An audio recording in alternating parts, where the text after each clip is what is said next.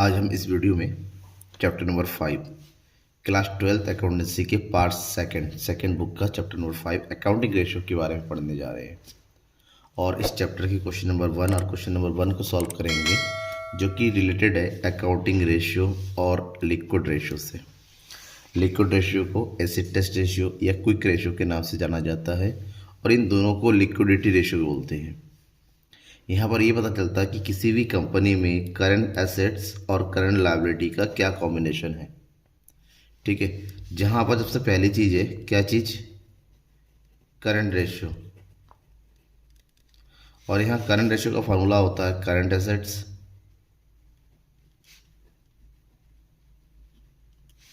Upon current liabilities.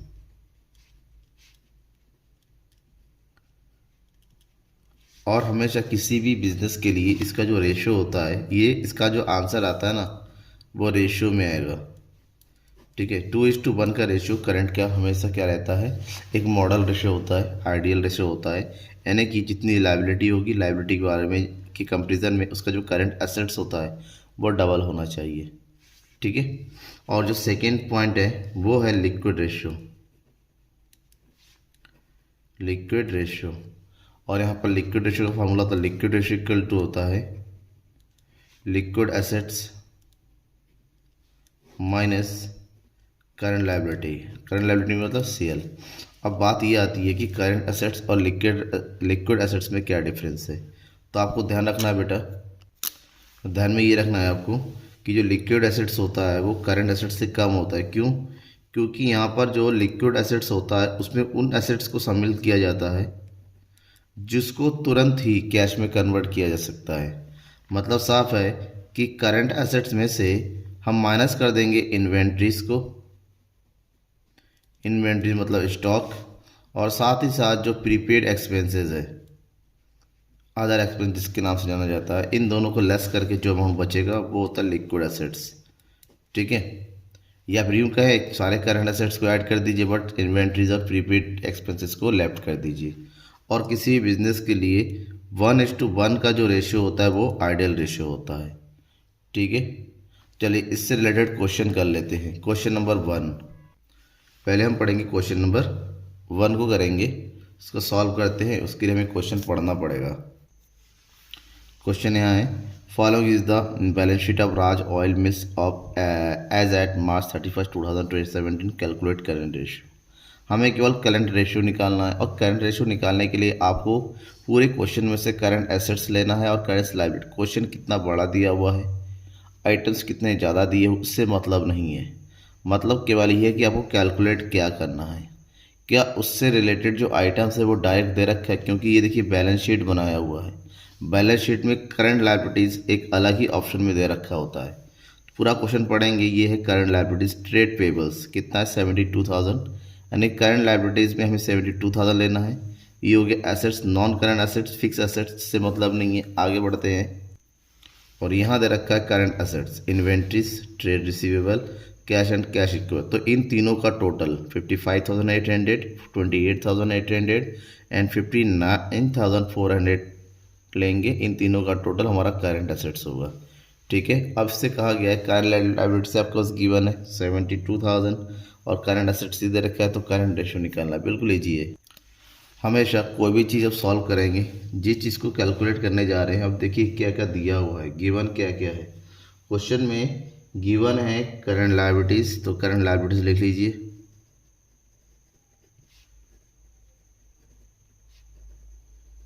Current liabilities है ₹72,000, और वहीं पर करंट एसेट्स का टोटल करना पड़े, और करंट एसेट्स इक्वल टू होता है यहाँ पर inventories plus trade receivable plus cash, और तीनों को टोटल करेंगे, ये हो जाएगा 55,800 प्लस 28,800 प्लस 59,400। तीनों को टोटल करेंगे बेटा तो ये आ जाएगा 1,44,000। ठीक है, अब इसको सॉल्व करना है, और सॉल्व करने के लिए हमें सबसे पहले क्या करना होगा, फार्मूले को लिखना पड़ेगा। हमें निकालना है करंट एसेट्स, करंट रेशो निकालना है। here is current ratio and current ratio equal to current assets divided by current liabilities. Okay, here the value of current liabilities, here is the value of current assets. सारी value को रखिए यहाँ पर। तो current ratio equal to 1,44,000 divided by 72,000। Zero से zero cut गया, 144 upon 72। तो 70 से 144 डिवाइड करेंगे तो आएगा 2:1। That is the answer is 2:1। ये हो गया। ठीक है, अब हम करेंगे next question. Question number 2, following is the balance sheet of the title machine limited as at 31 March 2017। Balance sheet भी गिवन है, शेयर होल्डर फंड है, एक नॉन करंट लाइबिलिटीज़ है और यहाँ पर करंट लाइबिलिटीज़ है। एसेट्स गिवन है, करंट एसेट्स भी गिवन है। आपको क्या कैलकुलेट करना है सबसे पहले वो देखिए। क्वेश्चन पढ़ते ही कैलकुलेट करने नहीं लगना है, पहले क्वेश्चन में कैलकुलेट क्या करना है। पूरा क्वेश्चन लास्ट में दे रखा है, calculate current ratio and current liquid ratio. आपको करंट रेशियो भी कैलकुलेट करना होगा, लिक्विड रेशियो भी कैलकुलेट कर। करंट रेशियो के लिए करंट लायबिलिटीज़ और करंट एसेट्स चाहिए, तो दोनों का टोटल कर लेंगे। और लिक्विड रेशियो के लिए करंट लायबिलिटीज़ चाहिए और साथ ही साथ लिक्विड एसेट चाहिए। और लिक्विड एसेट्स में आपको पता है कि इन्वेंट्री को शामिल नहीं करते हैं। ठीक है, क्वेश्चन आपके सामने ये रहा, हम इसको सॉल्व करते हैं। देन क्वेश्चन की सॉल्यूशन के लिए हमें करंट एसेट्स करंट लायबिलिटी चाहिए। तो सबसे पहला काम है करंट एसेट्स कैलकुलेट कर लेते हैं। एंड यहाँ पर करंट एसेट्स इक्वल टू होगा, इन्वेंट्रीज गिवन है 12 lakh plus trade receivable given है 9 लाख, कैश गिवन है 2,28,000 plus short term loans and advances given है 72,000। ठीक है, तीनों का टोटल कीजिए, ये आ जाएगा 24 लाख। कैलकुलेशन मिस्टेक हो तो बता दीजिएगा। इसके बाद हम कैलकुलेट करेंगे करंट लायबिलिटीज़ एंड यहाँ पर करंट लायबिलिटीज़ इक्वल टू हो जाएगा। करंट लायबिलिटीज़ में हमारे पास दिया हुआ है short term borrowing 6 lakh plus trade payables 23,40,000 और शॉर्ट टर्म प्रोविज़न दे रखा है 60,000। इन सब को टोटल करेंगे तो ये आ जाएगा 30 लाख। यहाँ पर एसेट ज़्यादा है और लायबिलिटी ज़्यादा, कि ये चीज़ हमेशा बिजनेस के लिए अच्छी नहीं होती है। करंट एसेट ज़्यादा होने चाहिए। हमें निकालना क्या है, हमें निकालना है करंट रेशियो। करंट रेशियो का फार्मूला क्या होता है, current assets CA for current assets divided by current liabilities. Current assets given है 24 लाख और करंट लायबिलिटीज़ गिवन है 30 लाख। डिवाइड करना है तो 1 2 3 4 5 1 2 3 4 5 कट गया, 24/30। 30 से 24 को डिवाइड करेंगे आ जाएगा 0.8/1। दैट मीन्स यहाँ पर करंट रेशियो इक्वल टू हो जाएगा 0.8:1। ये हमारा पहला आंसर हो गया। अब सेकंड में हमसे पूछा गया है क्या चीज़ निकालना है, liquid assets, liquid ratio. Liquid ratio, और लिक्विड रेशियो का फार्मूला क्या होता है अभी बताया था तो मैंने पहले ही, liquid assets upon current liability.